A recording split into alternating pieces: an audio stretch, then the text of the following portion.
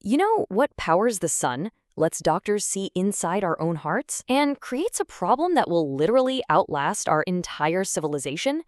Well, it all comes down to one of the most fundamental forces in the universe, radioactive decay.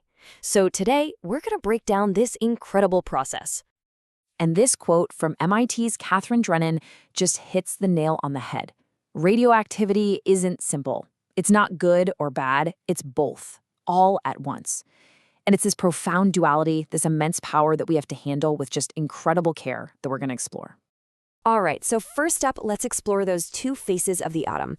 We're going to start with a life-saving application that really shows how amazing this science can be when we harness it for good. Check this out. This is a perfect example of the useful side. We're talking about cardiolite, a medical compound that was a total game changer. It uses a tiny, safe amount of a radioactive element, which, when it's injected, basically acts like a beacon. It lets doctors get this crystal clear picture of the heart while it's working, helping them find problems without ever making a cut. And we're not talking about some rare niche technology here. 7 million times a year. That's how often someone's health is being checked using this exact principle. Think about that. That's 7 million families getting answers, all thanks to the controlled use of radioactive decay. The scale of the positive impact is just staggering. But, and there's always a but, for every miracle like Artiolite, there's a flip side. You see, the exact same atomic processes that can save lives or give us clean energy also create nuclear waste that stays dangerous for thousands and thousands of years. And of course, there's the risk of this tech being used for weapons. So the big question is, how does this process work with such perfect and sometimes pretty terrifying predictability? And that brings us to the science of it all. So how does it work? Well, the key is to think of radioactive decay as a perfect little clock, ticking away inside every single unstable atom at a rate you can predict with absolute certainty. So, the reason it's so predictable is because it's what scientists call a first-order process. Now, that sounds technical, but the idea is actually really simple. Each atom decays all on its own. It's kind of like popcorn in a microwave, right? You can't predict which specific kernel will pop next, but you have a pretty good idea that after 2 minutes, most of them will be popped. The atoms aren't influenced by their neighbors or the temperature or pressure. It's just this internal probability that makes the whole group decay in a perfectly reliable way. And, of course, this predictability can be described with math. Now, don't let the equation scare you, it's pretty straightforward. N is just how many radioactive atoms you have left. That equals N0, the amount you started with, times a decay factor. The really important part here is K, the decay constant. Just think of K as the unique speed of each material's internal clock.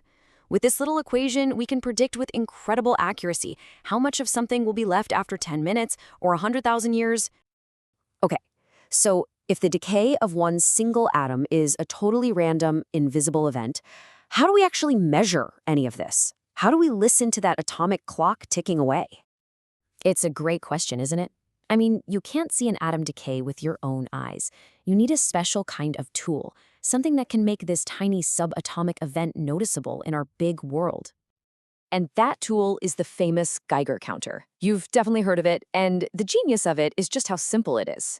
When a tiny particle from a radioactive decay flies into the tube, it zaps a particle of gas that's inside.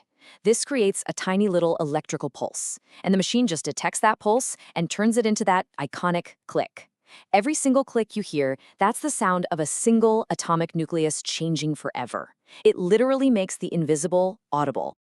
So now that we get the predictable nature of this decay and how we can measure it, let's circle back to the dangerous side of the coin. Because that same predictable clock is right at the heart of our biggest nuclear challenge. What on earth do we do with the waste? Let's look at a real-world example to really get a sense of this challenge. Over in Finland, they're building this massive underground repository called Onkalo, and it's designed to hold 12,000 metric tons of high-level nuclear waste. To put that into perspective, that's about the same weight as 2,000 elephants. And to store all that stuff, they are digging a tunnel that spirals 3 miles down, deep into solid bedrock. We're talking about a permanent tomb engineered to keep this stuff sealed away from the world of the living pretty much forever. And here is the number that just changes everything. Because of that slow, predictable atomic clock that we talked about, this site has to stay secure and isolated for 100,000 years. Just let that sink in for a moment. That is the timescale we're dealing with. I mean, to even try to wrap your brain around that, just look at this timeline. Human writing is only about 6,000 years old. The last ice age peaked 20,000 years ago. Neanderthals disappeared 40,000 years ago. The time frame we have to plan for, it dwarfs all of recorded human history, and then some. The languages we speak today, the countries we live in, they will almost certainly be gone by the time this waste is finally safe. And that leaves us with this incredible question. This isn't just an engineering problem anymore. It's a communication problem across deep, deep time. How do you warn a future civilization, one that might not share our language or our science, to stay away? What symbols mean danger for 100,000 years? It's a question that connects nuclear chemistry directly to anthropology, linguistics, and art. And it's honestly one of the most profound challenges we've ever created for ourselves.